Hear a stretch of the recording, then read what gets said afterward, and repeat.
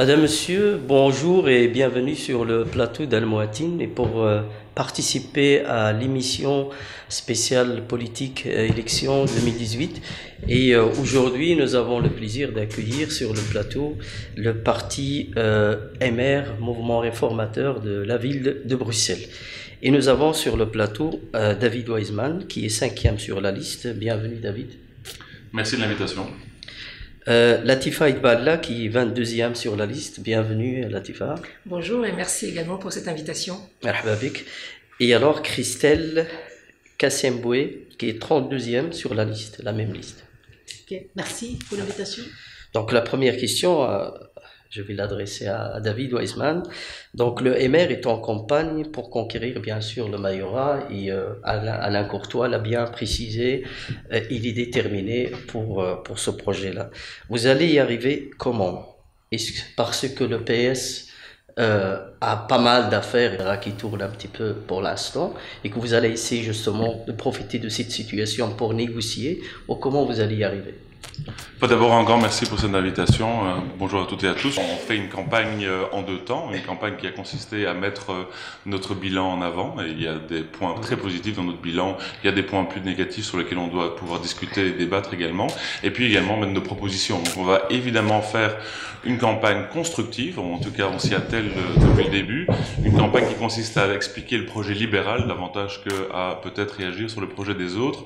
Je pense que ce qui est important pour bien comprendre, c'est les priorités que le MR va mettre en avant. Et vous avez raison de dire effectivement que nous réclamons le majorat. Pourquoi réclamons-nous le majorat? Parce que pour nous, il faut revenir aux missions essentielles d'une commune. Et les missions essentielles d'une commune, c'est pas faire tout et n'importe quoi, c'est exceller dans 5 domaines.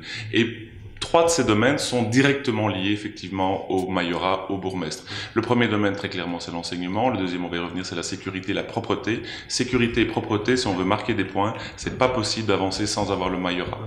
Ensuite il y a évidemment les matières qui sont liées à la voirie et mobilité, et puis également les matières dont on parlera peut-être après qui sont liées au CPS. C'est vraiment ces 5 priorités-là sur lesquelles on doit travailler, ce sont des priorités sur lesquelles également on va mettre les moyens, c'est-à-dire qu'il va y avoir des augmentations budgétaires, notamment pour la sécurité, notamment pour la propreté, et donc il faudra également expliquer aux auditeurs là où on va diminuer effectivement d'autres enveloppes budgétaires. On va développer tout ça tout à l'heure en fait point par point. Alors Christelle Kassemboué, vous êtes militante et féministe, vous êtes aussi en fait vous travaillez contre l'esclavagisme moderne et vous êtes aussi acteur associatif. Qu'est-ce qui vous a poussé à participer à un mouvement politique comme le MR? Oui, donc premièrement, les valeurs libérales de parti m'interpellaient. Et en dehors de ça, je vais dire, mon parcours associatif, c'est vrai que j'ai beaucoup soutenu tout ce qui est droits de femmes, tout ce qui est lutte des associations, par exemple Anti-Slavery International, qui lutte contre l'esclavagisme moderne. Et donc c'est vrai que l'esclavagisme moderne, ça comprend tout ce qui est travail forcé, mariage précoce, tout ce qui est trafic des êtres humains, tout ce qui est problème je veux dire, les gens qui ont été, je veux dire, je vais essayer de traduire ça en français. Donc, c'est plutôt les gens qui viennent d'un pays où ils ont une dette et qui ne savent pas payer la dette. Ils se retrouvent à travailler à vie pour rembourser la dette qu'ils ont contractée dans le pays d'origine. Donc, c'est pour ça que je me suis dit, avec cet esprit de militantisme et aussi le fait d'avoir aussi travaillé avec la protection civile et la Croix-Rouge et le domaine de la santé publique, donc tout ce qui est aussi humanitaire. Donc ça m'a donné aussi le fait d'avoir eu ce parcours aussi international, d'avoir travaillé avec différentes organisations internationales.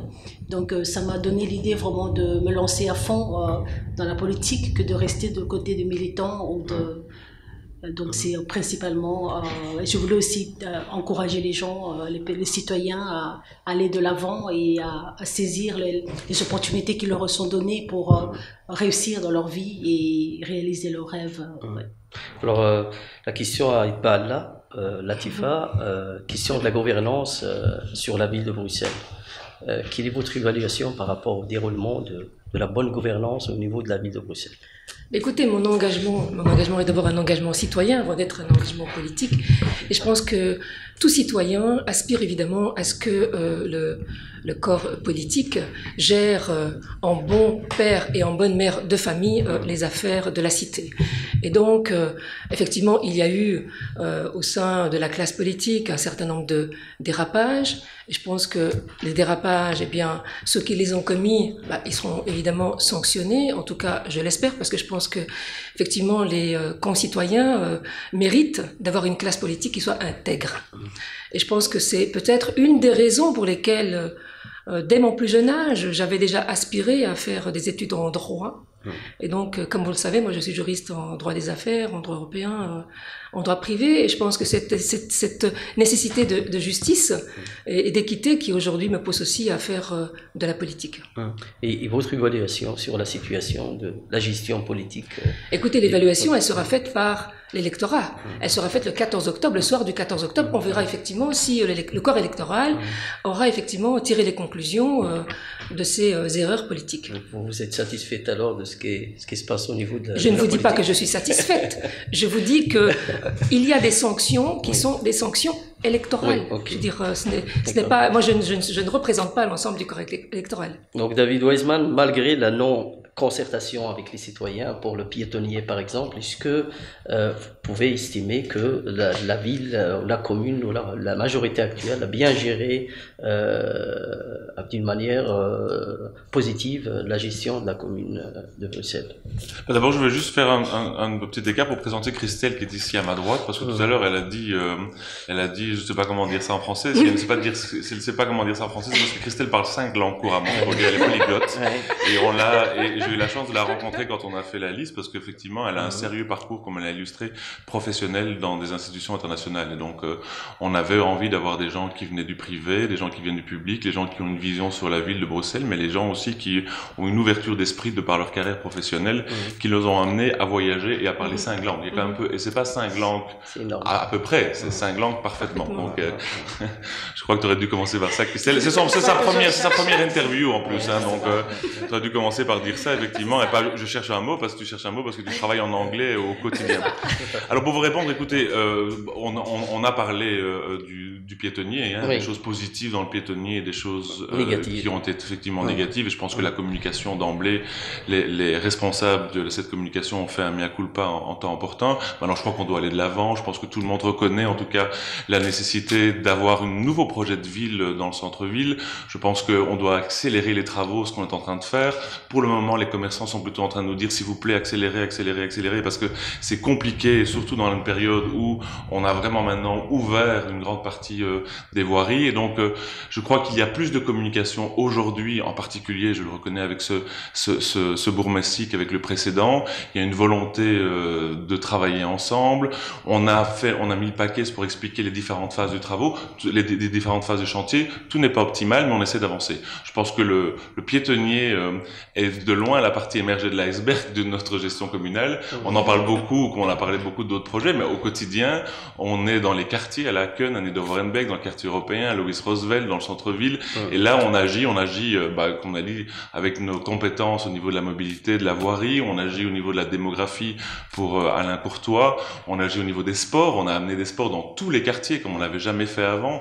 Marion Le Maire a développé une vraie politique commerciale. Il faut dire une vraie politique commerciale concentrée en particulier sur le Pentagone, qu'il va falloir maintenant continuer à étendre vers la Keun et de Rorenbeek. Il faut dire, franchement, je regarde d'abord dans mon assiette et pas dans celle des autres, mais quand on est arrivé en majorité, il n'y avait aucune politique économique et commerciale dans la ville de Bruxelles. On a créé 9 marchés, donc voilà, il y a des choses qui ont été mises en place. Clémentine Barzin a les contrats de quartier, sur lesquels on travaille également, qui est une vraie politique de revitalisation urbaine et de développement, en particulier dans le centre-ville, du côté des béguinages, dans les Marolles, avec un vrai projet de ville. Donc je crois qu'on peut être fier quand même des compétences que nous avons gérées, nous, directement.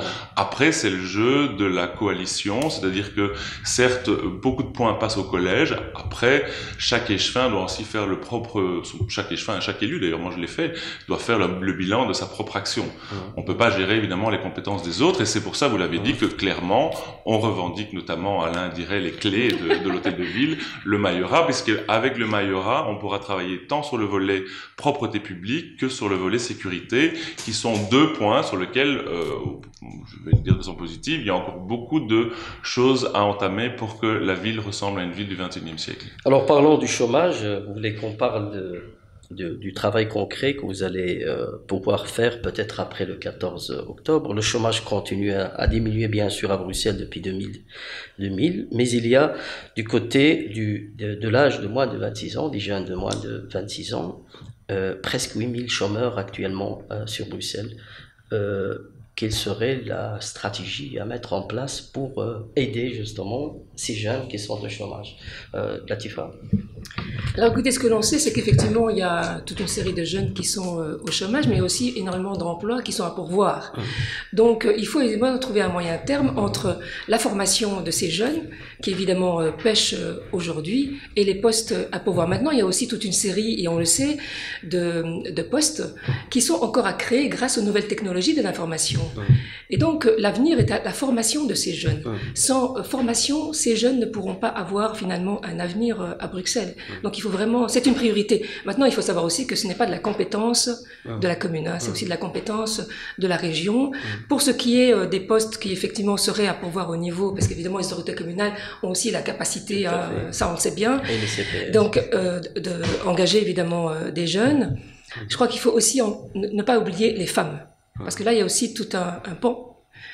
Toute une série d'emplois qui pourraient être occupés aussi par les femmes, et aujourd'hui on constate effectivement que pour toute une série de raisons, eh bien elles n'y accèdent pas.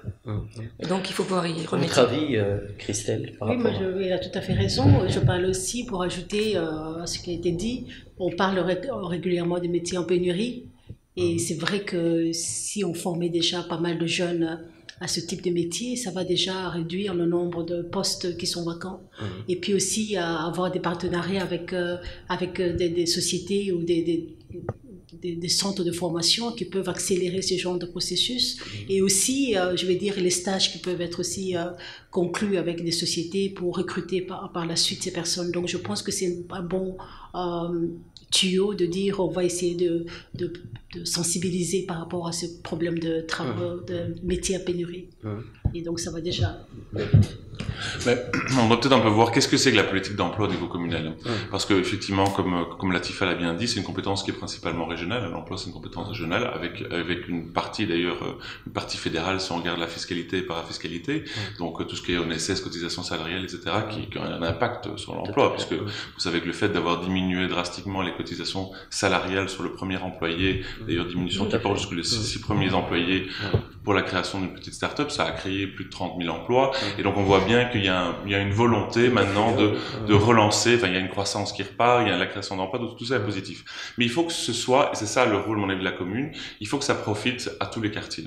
Et je pense que ce qu'on a essayé de faire ici ces 6 dernières années, c'est de travailler avec la région, travailler avec le fédéral, pour que finalement toutes ces compétences-là puissent profiter à tout le monde. C'est-à-dire quelque chose qui pourrait paraître comme un gadget, le bus de l'emploi que le maire a créé.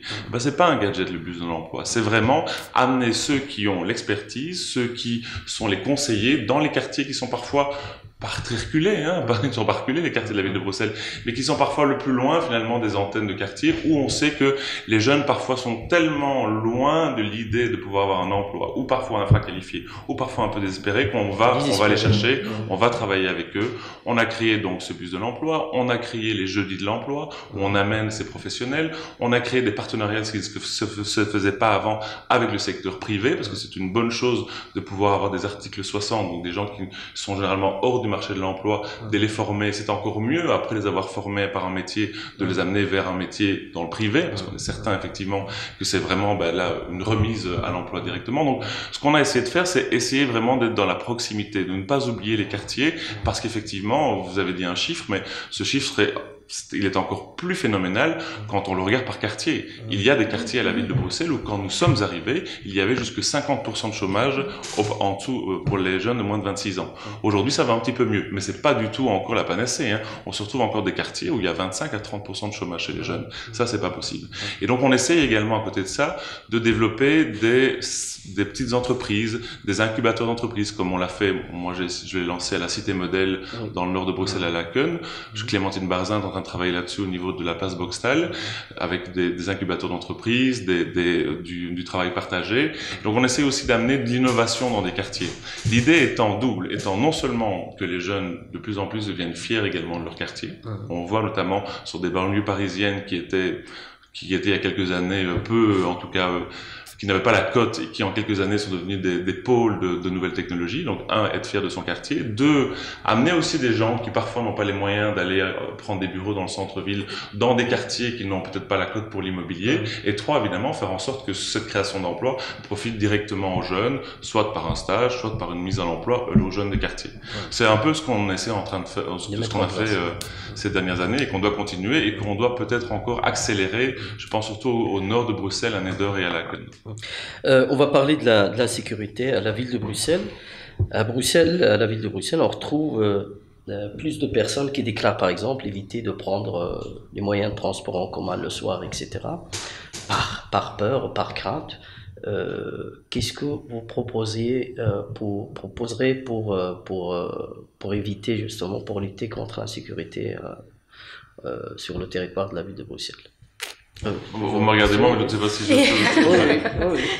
viens de déposer une résolution sur le harcèlement dans le transport en commun, mais je pense que Latifa pourra encore parler encore mieux que moi, non? Latifa, vous parlez de perception, donc il y a une différence entre la perception et la réalité. Ça, je crois que c'est très important.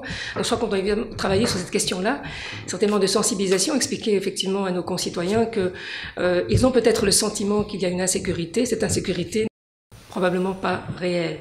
Bien évidemment, tout dépend évidemment des quartiers. Je sais pertinemment que dans certains transports en commun, il y a effectivement toute une série de questions, notamment les femmes sont concernées par la question du harcèlement sexuel. Et là, on ne peut pas évidemment fermer les yeux face à cette situation. Je crois qu'il y a toute une série de dispositions qu'on peut prendre, hein. Notamment, je crois que les choses qui ont été faites, c'est la question de l'éclairage, la question de la sensibilisation. Tout cela doit entrer évidemment en ligne de compte. Les caméras, etc. Évidemment, les caméras sont aujourd'hui une nécessité. Moi, je vous avoue que je les regrette, les caméras, parce que je me dis que fondamentalement, on devrait pouvoir être libre de se déplacer en toute sécurité. Et que la sécurité, c'est la première de nos libertés. Donc ça, je crois que c'est vraiment...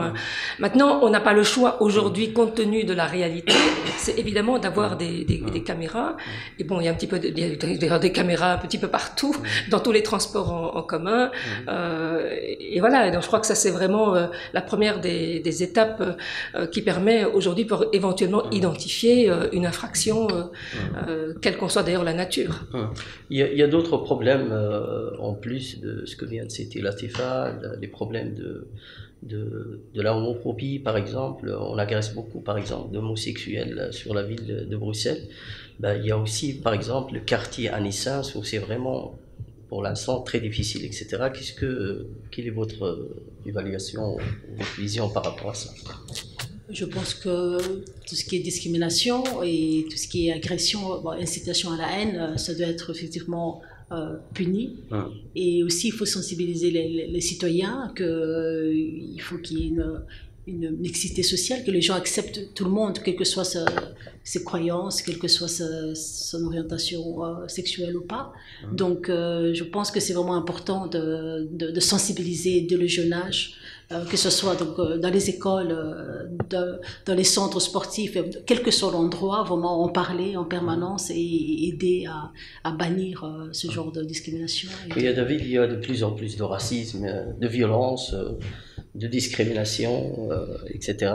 Qu'est-ce que vous allez faire, vous, demain, si vous êtes à nouveau dans la majorité, une majorité confortable, par exemple pour lutter contre toutes ces anomalies je souhaite qu'on ait une majorité confortable, effectivement. L'objectif, c'est d'augmenter le nombre de conseillers communaux et, comme je vous l'ai dit, de prendre le Mayorat. Juste pour, je vais vous répondre directement, mais sur les aspects sécurité. Tout à l'heure, je vous ai cité 5 missions de base, c'est-à-dire 5 missions de service public dans lesquelles je les reprends vite: l'enseignement, la propreté, la sécurité, les voiries, la mobilité et le CPS. C'est 5 choses dans lesquelles nous devons exceller avant de commencer à faire autre chose. Et si je le dis, c'est parce que en même temps, ce sont des priorités pour nous, et tout le monde a tendance à dire, c'est très difficile pour les auditeurs de comparer les programmes électoraux, parce que franchement, quand on regarde le programme du MR et les autres, je vais vous faire une confidence, 80% c'est la même chose. C'est-à-dire que finalement, les programmes électoraux deviennent une espèce de liste de souhait, de volonté, sans marquer vraiment des priorités. Eh bien, pour nous, on marque une priorité. Et je vais même vous expliquer après où on va diminuer certains budgets. La sécurité est une de ces 5 priorités et dont le budget sera augmenté. Il sera augmenté pour continuer la réforme de la police que nous avons commencée, qui vise à mettre plus de policiers dans la rue, ce qui est déjà commencé, ce qui est déjà effectif, ce qui peut déjà être constaté dans certains quartiers. On continuera la création de commissariats ouverts 24 heures sur 24. C'était une promesse du MR en 2012. On l'a pas fait dans tous les quartiers, on en a fait 3. C'était déjà 3 commissariats ouverts 24 heures sur 24. Nous avons souhaité engager sur fonds propres. La plupart des communes ne le font jamais, ça sur fonds propres. 150 agents de police en plus. On souhaite continuer. On souhaite qu'il y ait plus de policiers dans la rue. On souhaite que les inspecteurs de quartier, ça rejoint un peu votre problématique, que les inspecteurs de quartier connaissent et le temps de connaître également, parce que les inspecteurs de quartier demandent, apprécient de pouvoir discuter avec les habitants du quartier et le temps de connaître et ne soit pas toujours avec 36 000 charges administratives sur le dos. Donc il faut pour ça en engager davantage. Et donc nous augmentons le budget de la sécurité et de la propreté publique de l'ordre de 20 à 30%. C'est super important de 20 à 30% parce que je vais pouvoir vous expliquer comment on va devoir faire des économies sur d'autres postes pour des dizaines de millions d'euros. Et donc on augmente le budget, ça très clairement. Par contre maintenant, sur le racisme même, il y a quelque chose qui est vraiment fondamental à la ville, je l'ai cité en premier, bien avant même la sécurité, c'est l'enseignement. L'enseignement, c'est probablement le point le plus positif de cette législature-ci. C'est-à-dire que nous avons créé 4500 places dans des crèches, dans les écoles, en 6 ans. On va continuer dans une moindre mesure, à un rythme moins important, la création de nouvelles places scolaires, mais on va pouvoir dégager des fonds également pour 2 choses. 1, création de classes bilingues. On souhaite avoir des classes bilingues dans chaque école à la ville de Bruxelles. Deuxièmement également, utiliser l'enseignement comme un levier. C'est-à-dire l'enseignement, il est là pour avoir les fondamentaux. Peut-être que on n'est pas les meilleurs dans certains rankings internationaux des fondamentaux, écrire, lire, mathématiques. Mais c'est pas que ça. Dans une ville qui est tellement cosmopolite comme Bruxelles, l'enseignement doit être aussi là pour véhiculer des valeurs, pour enseigner même des valeurs, j'ose le dire, pour enseigner le respect, pour enseigner ce que c'est que la propreté publique, pour enseigner ce qu'on peut faire ou pas faire au niveau des incivilités, pour enseigner également l'ouverture sur l'autre, puisque vous évoquiez le racisme, ou également pour s'ouvrir à la culture, à l'opéra, etc., pour essayer de faire en sorte que les enfants puissent avoir la plus grande ouverture d'esprit. Et on pourrait aborder, et je souhaite que lors de la prochaine législature, on ne fasse pas uniquement que des maths, etc., mais qu'il y ait des heures en plus pour aborder ces questions. On peut aborder les questions du harcèlement dans les transports en commun. On peut aborder les questions il existe des hommes qui se marient avec des hommes, des femmes qui se marient avec des femmes. Pourquoi? Parce que il faut pas sous-estimer, vous avez évoqué vous-même l'homophobie, que pour certains enfants, ils ne sont pas confrontés à l'homosexualité. C'est-à-dire qu'ils ne savent même pas que ça existe. Et donc, ces enfants qui parfois arrivent à l'âge de l'adolescence ou l'âge adulte, ça ne justifie aucun acte de violence, mais sont parfois même choqués de constater que finalement la société est tellement diverse, ils n'avaient même pas envisagé. Et donc on doit utiliser l'enseignement comme un levier également d'ouverture et un levier qui permet d'asseoir nos valeurs que nous avons tous ici autour de la table et pour 99,9% de la population en commun également. Vous partagez la même avis par rapport aux valeurs, par rapport à l'enseignement? Elle n'oserait pas dire non. Mais je veux dire, l'éducation, c'est clair que c'est la base de tout, c'est vraiment la base de tout, et donc il a tout à fait raison. Comme je disais, commencer à sensibiliser dès le jeune âge, pas seulement les élèves, les parents aussi doivent être impliqués, parce que si on sensibilise que les élèves et puis qu'ils rentrent à la maison, il y a d'autres traditions, il y a d'autres manières de voir les choses, ça va pas marcher, donc il faut vraiment que ce soit le travail pour les parents et les enfants en même temps pour que ça marche. Oui. Il y a un lien avec l'école et la lutte contre le racisme, à votre avis? Évidemment.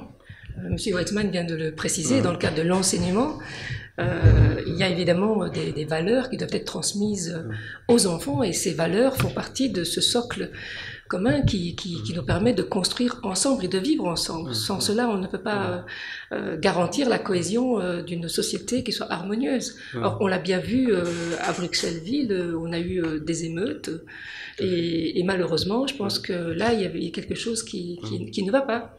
Et qui sont, à votre avis, les vecteurs ou les causes de ce racisme actuellement? Alors, il y a plusieurs facteurs, hein, mais avant les facteurs, j'aimerais juste revenir un petit peu en amont pour dire que le racisme est malheureusement une donnée universelle. On le retrouve partout, et donc certains évidemment le cultivent, d'autres travaillent sur la déconstruction des préjugés, et moi je suis plutôt du côté de ceux qui déconstruisent et qui essayent de construire des ponts entre les concitoyens. Alors, c'est vrai que... C'est quoi la question? Je ne me rappelle plus. Le racisme. Le racisme et le lien justement avec l'enseignement, etc. Oui, évidemment qu'il y a un lien avec l'enseignement. Évidemment, c'est que ces valeurs, elles doivent être transmises dans le cadre de l'enseignement. À partir de là, on peut évidemment, non mais on peut construire une société qui soit harmonieuse pour lutter contre le racisme et toutes les formes de discrimination, hein, parce que David a raison de citer la question de l'homophobie, de citer la question de la transphobie, etc.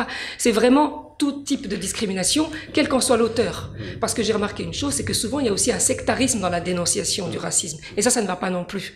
Le racisme existe partout. Et de plus en plus de personnes qui n'ont je ne sais pas si c'est de exemple. plus en plus, mais je pense qu'aujourd'hui, on est conscientisé.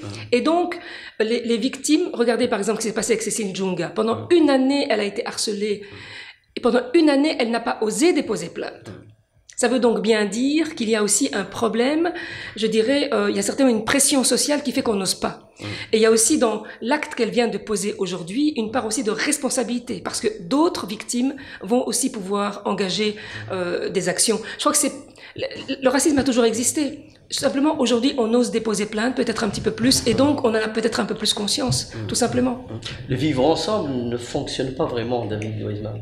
Non, je ne dirais pas ça. Je n'ai jamais lu d'études récentes disant d'ailleurs qu'il y avait plus de discrimination aujourd'hui qu'avant. J'ai vu ça dans un journal, mais je n'ai pas vu l'étude qui appuie ces propos-là. Je le dis parce que je ne veux pas dire que tout est beau, mais je ne veux pas non plus donner l'impression que tout le monde est raciste ou que c'est difficile dans la vie. On est quand même dans une ville dans laquelle la qualité de vie est relativement agréable. On peut sortir, qu'on soit noir, blanc, jaune, quelle que soit son orientation sexuelle. On peut principalement quand même pouvoir s'exprimer et en tout cas la manifester. Et il y a des faits isolés qui sont intolérables sur lesquels on doit lutter. Donc ça c'est quelque chose qui est... Allez, je pense que c'est quelque chose qu'on doit dire. Maintenant, il faut pouvoir travailler évidemment là-dessus. Et pouvoir travailler et construire effectivement ensemble. Et je pense que l'enseignement est quand même un vecteur très important, parce que Christelle a raison. Pendant des années, on s'est dit ce qui relève finalement de ces choix ou de ces différences relève de l'ordre du privé. Donc finalement, c'est dans les familles qu'on doit travailler. Je crois que c'est principalement dans les familles. Mais ne soyons pas dupes. On est une ville magnifique. On est la ville la plus cosmopolite au monde, après Dubaï, mais qui est cosmopolite de façon artificielle. Je trouve que c'est vraiment passionnant. Moi, j'aime ça à Bruxelles. J'aime aller d'un quartier à l'autre. J'habite dans le quartier européen, voir que mes voisins viennent de toute l'Union européenne. J'aime aller à Laken et savoir que les gens viennent de telle ou telle origine. Ça me plaît. Mais ne soyons pas naïfs. C'est pas facile de construire une ville avec tant de différences. Je crois que ce qu'on vit aujourd'hui à Bruxelles, c'est ce que toutes les villes dans le monde vont vivre au XXIe siècle. Enfin, on est peut-être un laboratoire de la plupart de ces villes dans le monde au XXIe siècle ou au XXIIe siècle, quand tout le monde sera vraiment mélangé. Et donc, on doit pouvoir travailler là-dessus, on doit pouvoir rassembler les gens. Et aujourd'hui, à la ville de Bruxelles, je trouve sincèrement que un échevin comme Mohamed Touriagli a fait du super boulot sur la lutte contre le racisme. C'est-à-dire qu'il crée régulièrement, il organise des activités, il rassemble les gens, il provoque des rencontres. Mais essayons aussi un peu de regarder nous-mêmes nos propres habitudes. En région bruxelloise ou à la ville de Bruxelles, moi je constate que tant les pouvoirs publics essayent de mélanger les gens, c'est finalement les gens eux-mêmes qui ont des difficultés à se mélanger. Est-ce que dans vos amis, est-ce qu'on n'a pas un peu toujours les mêmes amis? Est-ce que dans les ménages, dans les familles, est-ce qu'on tolère d'avoir des mariages mixtes? Toutes les familles, hein, les mariages mixtes, hein. Chez les blancs aussi, hein, pour être très terre à terre, hein, c'est parfois difficile. Donc, et ça, on doit aussi travailler là-dessus. Et je pense que ça passera davantage par une nouvelle génération. Et donc la nouvelle génération, c'est les enfants. Et donc les enfants, je pense que ça doit passer par l'éducation. C'est difficile d'être, enfin, c'est magnifique d'être dans une ville tellement cosmopolite, mais ça a des fameux challenges, hein. Ce n'est pas facile. Je pense que c'est vrai que si on encourage à tout prix la mixité sociale, on encourage que les gens, les différentes cultures se retrouvent. Je pense que ça va déjà aider. Les gens n'auront plus peur de l'autre, de l'inconnu, parce que il y a toujours des préjugés de dire oui, telle origine, les gens de tel pays, ils se comportent de telle manière, alors que c'est pas toujours le cas. Mais comment casser ces préjugés? Je pense que si permettre aux gens de se connaître mieux. Je pense que si on organise régulièrement des événements culturels, des événements qui mettent en en relation différentes cultures, et régulièrement, que ce soit pour les jeunes, pour les adultes, et ça va déjà casser la peur de l'autre. Et il y a assez Pardon? Il y a assez d'actions et de mobilisation. Oui, il y a au niveau de Bruxelles. Bien sûr, il y a des possibilités. Des activités interculturelles, etc. Mais malgré tout, il y a ce problème qui est un fait. C'est ça, je crois qu'il faut sensibiliser. Je crois que si on organise ces événements sans vraiment sensibiliser à fond et faire la prévention, je dis ça ne va pas marcher. Il faut vraiment que les gens soient conscients du problème et qu'ils sachent que le fait de se rencontrer, c'est pour faciliter les relations. Est-ce que la femme a un rôle important à jouer justement pour créer ces interactions positives et rapprocher la femme d'une manière générale? Ce que je veux dire, c'est que la femme, c'est vrai qu'on la considère comme la mère au foyer, la mère, je vais dire, une mère, c'est clair qu'elle est plus souvent avec l'enfant, généralement, que le papa, ou les familles monoparentales, où c'est la mère qui vit souvent avec l'enfant. Donc c'est clair que la maman doit aussi inculquer à l'enfant, bien sûr, le fait d'aller vers l'autre. Mais on pense que ce sont les femmes, vous posez la question des femmes, parce qu'évidemment, on pense que ce sont les femmes qui transmettent, évidemment. Tout à fait. Oui, non, et donc, mais ça participe d'un système. Il y a des constructions de schémas mentaux. Mais les femmes comme les hommes aujourd'hui, eh bien, elles sont héritières et ils sont héritiers de préjugés. Mais donc, c'est tout un travail de déconstruction qu'il faut pouvoir faire, donc soi-même, mais également au sein, d'abord, donc à la maison, au sein de l'éducation, au sein de l'enseignement. Et par exemple, je dirais même qu'au sein de l'enseignement en Belgique, moi, j'ai fait mes études en Belgique, donc très à l'aise avec l'enseignement en France, où je n'avais pas de cours de religion, par exemple. Donc moi, je me suis jamais sentie exclue. Au contraire, j'ai toujours le sentiment de faire partie de la nation. Ce qui n'est pas le cas ici en Belgique, où dès le plus jeune âge, on divise les enfants en fonction de la religion. Et ça, c'est aussi un problème. Je pense que les cours de citoyenneté, dont on a parlé tout à l'heure, sont certainement le meilleur vecteur. Et dans ces cours de citoyenneté, il faut évidemment intégrer ces dimensions-là. Ça, c'est fondamental. Je suis d'accord avec vous. Si je peux juste me permettre de complémenter, donc ce qu'on a fait à la ville de Bruxelles, tout à l'heure je vous ai cité le nom d'un échevin qui travaille lui-même sur notamment des activités comme Christelle exposait sur effectivement lutte contre le racisme, se rassembler, etc. On a Alain Courtois qui travaille sur les politiques de sport. Il faut aller voir les gamins qui participent dans les quartiers à ces politiques-là. Ça se mélange, ça c'est chouette, c'est sympa. Maintenant, moi je vois quand même deux freins sur lesquels je suis excessivement sévère finalement à cette rencontre, ce mélange, et c'est fondamental parce que c'est des erreurs qu'on a fait dans les années 70-80 dont on pâtit toujours. C'est un, le logement, et deux, l'enseignement. L'enseignement, c'est plus récent. Une des raisons pour laquelle je suis contre ce décret mixité, c'est que ce décret mixité porte mal son nom, c'est qu'il a créé tout sauf de la mixité. Absolument. Il suffit d'aller voir les écoles dans le nord de Bruxelles, les quêtes qui sont sur les bancs, il n'y a pas de la mixité dans ces quartiers-là. Et j'ose le dire, il n'y a même pas de la mixité d'origine. Je trouve navrant de voir que si vous allez dans le sud de Bruxelles, c'est que des petits blonds, et si vous allez dans le nord, c'est des petits Mahomet et des petits Rachid. Ça ne va pas, il faut mélanger les jeunes. Deuxièmement, c'est les politiques de logements sociaux. La raison pour laquelle on est tellement critique sur les politiques actuelles de logements sociaux, c'est pas du tout, on est complètement caricaturé parce que le MR est contre les logements sociaux. Au contraire, moi je suis pour qu'il y ait des logements dans tous les immeubles, qu'on mélange les gens. Je le dis d'emblée, j'habite le quartier européen. Dans le quartier européen, je trouve qu'il n'y a pas assez de logements sociaux. On pourrait en créer, ça ferait plus de mixité, il n'y a aucun souci. Mais il faut arrêter de construire des tours dans lesquelles on sait qu'on met des gens qui sont aujourd'hui, il faut aussi l'oser le dire, qui sont généralement de la même origine, puisque ce sont des gens qui sont aujourd'hui, en 2018, les plus fragilisés économiquement. Mais ça ne participe pas à de la mixité. Qu'est-ce que ça pourrait nous faire d'avoir dans chaque immeuble, un immeuble de 5 étages, 2-3 locataires qui sont des locataires sociaux? Mais rien, ce serait positif. Les enfants se mélangent, les enfants se rencontrent, les parents discutent entre eux, et ça c'est positif. On propose ça concrètement, puisqu'on propose de déconstruire, comme on a d'ailleurs commencé à le faire à nous de Versailles, les grands ensembles de logements sociaux, de faire des chèques logements. C'est quoi le chèque logement? C'est permettre finalement à chacune et à chacun, en fonction de son revenu, de pouvoir se loger où il le souhaite, et les pouvoirs publics interviennent sur le différentiel entre le loyer et les revenus. C'est important parce que on peut alors l'habiter où on veut. Et c'est important parce qu'il y a des mamans qui me disent j'ai envie de changer de quartier. Et je lui dis mais c'est pas possible pour le moment dans le cadre de la politique de logements sociaux. Et donc si on ne change pas la politique de logement, si on ne change pas les politiques d'enseignement, on aura beau faire tous les événements qu'on veut, la lutte contre le racisme qui sont positifs, les gens ne se mélangeront pas encore assez. En fait, tout est systémique, tout est lié presque. Ouais, voilà. Je pensais aussi que le sport, je crois que c'est la meilleure manière aussi de mélanger les cultures et que les gens ils ont le même objectif de se dépasser quand ils sont sportifs. Et je pense que ça peut créer des liens et ça peut être positif pour ce genre de problème aussi, entre autres. Je pense qu'il faut créer des liens dans tous les domaines parce qu'on voit au niveau du sport, et tu as tout à fait raison, on voit avec l'équipe. L'équipe, les diables. L'esprit d'équipe. Il y a un esprit d'équipe. Mais le problème, c'est que ça etc. s'arrête au sport. Et il faut que ça soit le cas dans l'ensemble des domaines. Tout à fait. Et c'est là où le bas blesse. On va parler environnement. Donc, David, vous avez proposé par exemple la protection des espaces verts, la lutte contre les nuisances sonores. Vous avez même proposé de fermer des bars qui dérangeaient les citoyens, etc., à certains quartiers. Est-ce que vous pouvez nous en dire plus? Mais je vais vous parler de l'environnement et de la nature, parce que c'est vraiment un sujet important. Je pense que excusez-moi de le répéter, mais je veux que les auditeurs l'aient bien entendu, quand on excelle dans l'enseignement, dans la sécurité, dans la propreté, dans la voirie, la mobilité, parce que quand on refait les trottoirs, évidemment, on fait les trottoirs, on fait les voiries, on refait les places, on réfléchit aussi à une autre mobilité, et évidemment l'aide, l'accompagnement social par le CPS, on peut alors essayer de concevoir la ville comme la ville du XXIe siècle. Et la ville du XXIe siècle, elle doit être deux choses. Elle doit être inspirante et elle doit être verte. Alors c'est pas uniquement verduriser pour verduriser, on le fait, hein, on va continuer, on va soutenir. C'est pas que verduriser les façades qu'on doit faire davantage, verduriser les trottoirs qu'on doit faire davantage, ou même les toits. C'est aussi réfléchir à la place de la nature en ville.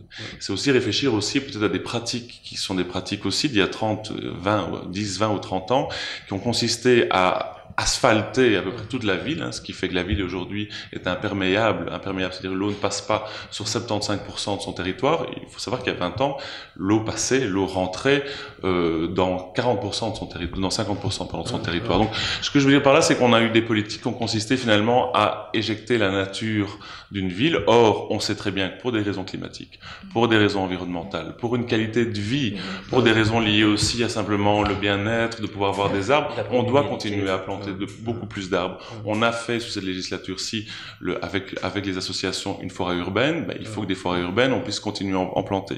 Il faut qu'on puisse lier tous nos parcs, que le parc Léopold soit lié avec le parc Royal, que le parc Royal puisse être lié avec le bois de la Cambre, que à 1 ou 2 kilomètres de chez soi, tous les habitants de Bruxelles aient des espaces verts. C'est vraiment important parce que ce n'est pas qu'un gadget, c'est pas un gadget, ce n'est pas que pour la qualité de vie, c'est aussi pour la qualité de la ville dans le futur. Parce que je vous ai illustré l'asphaltage et la perméabilité, ça veut simplement dire que pour le moment, depuis des années, on est en train de construire des bassins d'orage qui coûtent des centaines de millions d'euros. On le fait pourquoi? Parce que comme on a tout asphalté, dès qu'il y a une inondation, l'eau doit couler quelque part. Donc, on doit réfléchir à la place de la nature en ville et même, un peu aller plus loin, à la place des animaux en ville. Tiens, les animaux en ville, c'est un point sur lequel je voudrais qu'on puisse discuter dans les écoles. Vous vous rendez pas compte à quel point dans les écoles, il y a des enfants qui soit connaissent pas un chien ou un chat et n'ont pas vu, ils ont parfois peur, soit ne savent pas ce que c'est qu'une vache, ne savent pas ce que c'est qu'un lapin. Donc on a la chance à la ville de Bruxelles d'avoir 2 fermes, 3 fermes d'ailleurs si on prend la ferme Nopilif, une ferme privée avec les fermes Maximilien. Mais on doit pouvoir travailler aussi avec les enfants. On doit pouvoir réfléchir aussi à la place de la ville, à la place de la nature en ville. Je vais vous donner un dernier petit exemple. Je travaille là-dessus d'ailleurs, vous l'avez en primeur puisque je vais proposer ça au Parlement bruxellois. Londres vient de décider de créer ce qu'ils ont appelé un parc urbain. C'est-à-dire que Londres est devenu un parc. Pourquoi? 47% des espaces, 47% du territoire londonien, ce sont des espaces verts. Et donc, comme ils deviennent maintenant un parc, ils réfléchissent justement à quel aménagement sur les trottoirs? Est-ce qu'on doit toujours prendre de la pierre? Est-ce qu'on pourrait pas prendre parfois un autre type d'asphaltage? Ou est-ce que les lampes, la lumière est adéquate dans un parc? Donc c'est vraiment réfléchir à l'harmonie entre nature et humain en centre-ville. Votre avis sur l'environnement, la gestion de l'environnement d'une manière générale? Généralement, moi, je voulais parler de la partie, tout ce qui est, je veux dire, pollution. Essayer de privilégier tout ce qui est voiture électrique, si c'est possible, le covoiturage, et essayer d'éviter qu'il y ait trop de véhicules, je veux dire, dans la ville. Oui. Donc ça, c'est aussi important parce que ça a quand même des effets, des conséquences sur la santé. Donc, je voulais parler plutôt de ce point de vue-là. Et puis, bien sûr, comme David disait aussi, qu'il faut privilégier les espaces verts. Et pour le reste, par rapport à l'environnement, qu'est-ce que je peux y ajouter? C'est grosso modo. Latifa, votre avis? J'adhère tout à fait. J'adhère tout à fait à ce qui vient d'être dit. David a tout à fait raison. Je crois qu'on est héritier d'un capital, en particulier environnemental. On a bien vu le réchauffement climatique. Et je pense qu'on a vraiment une responsabilité par rapport à nos enfants, à l'avenir. Et je crois qu'aujourd'hui, on doit vraiment faire de l'écologie bleue. C'est ça aussi. L'écologie, elle n'est pas seulement verte. Elle est aussi OMR. Et je pense qu'on doit effectivement la travailler de manière à ce que, sur le plan santé, sur le plan de la mobilité, avoir une mobilité multimodale qui soit respectueuse de l'environnement, ça aussi c'est fondamental. Donc ce sont tous ces aspects-là qui doivent effectivement faire l'objet de notre prochain programme politique pour les échéances. On a quelques minutes avant de terminer notre émission et j'aimerais bien vous donner la parole à tour de rôle pour exprimer justement quel serait votre engagement et votre motivation et pourquoi, quelles sont vos attentes par rapport au public. C'est ça. Donc, comme je disais, c'est la première fois que je me présente pour les élections communales, pour les élections. Donc, mon but, effectivement, c'était vraiment de soutenir, entre autres, l'intégration réussie. Donc, c'est vrai que je suis contente et fière de mon parcours. Et je voudrais aussi que la plupart des personnes comme moi puissent saisir cette opportunité qu'ils ont, parce qu'on est dans un pays qui nous donne pas mal d'opportunités. C'est innombrable. Oui. Donc, c'est à nous de le saisir et donc de tenter notre chance. Donc, je pense qu'il faut tout essayer et que je voulais aussi soutenir tout ce qui est le dialogue social, tout ce qui est la cohésion, l'inclusion sociale. Et donc vraiment me focaliser entre autres aussi sur comme je disais, sur l'intégration réussie. Et j'ai fait un programme qui cible aussi la diaspora. Donc vraiment les aider dans tout ce qui est devenir indépendant, se former, s'adapter rapidement au pays et donc et les aider à être des acteurs autonomes et contribuer à l'économie du pays par leurs activités économiques. Donc Latifa, oui. Je crois que cette ambition politique, elle est aussi liée à ce facteur chance, je dirais, parce que c'est un facteur chance. On est quelque part par hasard, mais je pense qu'on a le choix aujourd'hui de faire de la politique ou de ne pas en faire. Et moi, j'ai décidé, comme Christelle, d'en faire depuis de très longues années. D'ailleurs, et mon engagement, c'est d'abord, comme je le disais tout à l'heure, un engagement qui est citoyen. J'ai envie d'apporter ma pierre à l'édifice, à la région de Bruxelles-Capitale, à la ville de Bruxelles, où je vis depuis plus de 25 ans maintenant. Et je crois que ce qu'il est important, c'est d'apporter à la fois son expérience, son expertise, une volonté, une ambition, de faire de Bruxelles la capitale de l'Europe et pas seulement une réelle capitale de l'Europe, parce qu'aujourd'hui, par certains éléments, on a un petit peu, je dirais, honte quand on voit en termes de propreté. Je pense qu'on aspire aussi à avoir une autre image de cette capitale, de faire profiter d'abord ses concitoyens de cet avenir, de ce potentiel, de cette richesse. Et il y a des richesses énormes et il faut pouvoir les exploiter au bénéfice de nos concitoyens. Ça passe par l'intégration, ça passe par le travail, ça passe par l'éducation, ça passe par tous ces éléments-là.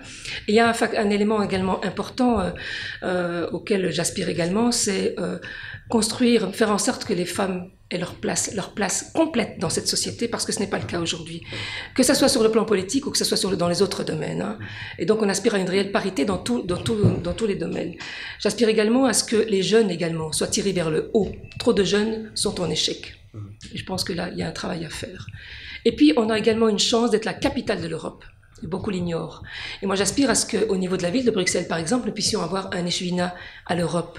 Pourquoi ? Parce que l'Europe, contrairement à ce que l'on pense, l'Europe n'est pas, l'Europe apporte est une réelle plus-value en réalité pour nos concitoyens. On ne se rend pas compte que l'Europe, il y a toute une série de projets qui aujourd'hui au niveau fédéral, qui financent des projets au niveau de la ville de Bruxelles, que ça soit des crèches, que ça soit dans d'autres structures, dans le domaine culturel, etc. Donc il faut plutôt faire de l'Europe un partenaire et non pas se dire c'est toujours la faute à l'Europe. Non, je crois que là il y a vraiment un travail à faire à ce niveau-là. Voilà. David, vous avez la parole pour parler à vos équipes. J'abonde, je crois d'ailleurs que Latifa ferait une magnifique échevine en charge des matières européennes, elle a plus que raison. Elle aime l'Europe, elle connaît l'Europe, elle a vécu l'Europe, et donc ce serait évidemment positif, et elle a vraiment raison, c'est une lacune qu'on n'ayant pas encore à la ville de Bruxelles. Écoutez, moi On est rentré en 2012 dans cette majorité par la petite porte. C'est-à-dire, on était le plus un. Le partenaire socialiste était imposant, donc on est rentré. Alain Courtois nous a fait rentrer dans cette majorité. On a essayé de marquer, dans le cadre de nos compétences, ces 6 dernières années, avec des choses qui ont très bien faites, des choses qui sont parfois plus difficiles. Un partenaire qui est aussi imposant, mais on le connaît, le Parti socialiste avait plus de conseillers que nous, donc dans les rapports de force, c'est aussi forcément que là, parfois on me dit on voit un peu plus de rouge que de bleu. Ben oui, mais je dois rappeler que les citoyens nous ont fait moins confiance en 2008 qu'ils vont nous faire en 2012 qu'en 2018, et donc on avait moins de conseillers. Donc là, cette volonté aujourd'hui, c'est de rentrer par la grande porte, prendre les clés de cette ville, de s'axer sur ce que j'appelle les missions de base, je l'ai redit, exceller dans la sécurité, dans la propreté, dans la mobilité, dans l'enseignement et dans l'aide aux personnes, donc le CPAS. Et je crois que c'est la meilleure garantie pour que cette ville n'oublie personne. Je crois que c'est la meilleure garantie pour qu'avec de la sécurité, les femmes ne se sentent pas harcelées, comme vous l'avez dit, dans les transports en commun. Je crois que si on augmente le budget voirie, les personnes à mobilité réduite ou les handicapés n'auront pas les difficultés qu'ils connaissent aujourd'hui pour pouvoir se mouvoir tout simplement dans la ville. Je pense que si on a les moyens de mettre sur l'enseignement, les enfants d'aujourd'hui seront des enfants bilingues demain, et c'est la meilleure garantie pour le futur.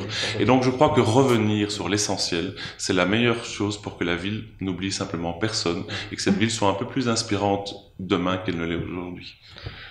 Merci Latifa, merci Christiane, merci David. Madame, Monsieur, c'était ici que se termine notre émission d'aujourd'hui. À la semaine prochaine. Merci de les avoir suivis.